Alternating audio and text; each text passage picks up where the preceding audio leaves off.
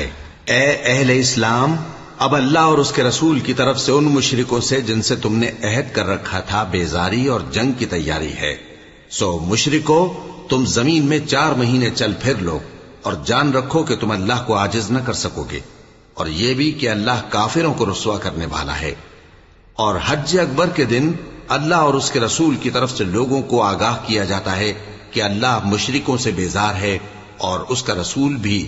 اب اگر تم توبہ کر لو تو تمہارے حق میں بہتر ہے، اور اگر نہ مانو تو جان رکھو کہ تم اللہ کو ہرا نہیں سکو گے۔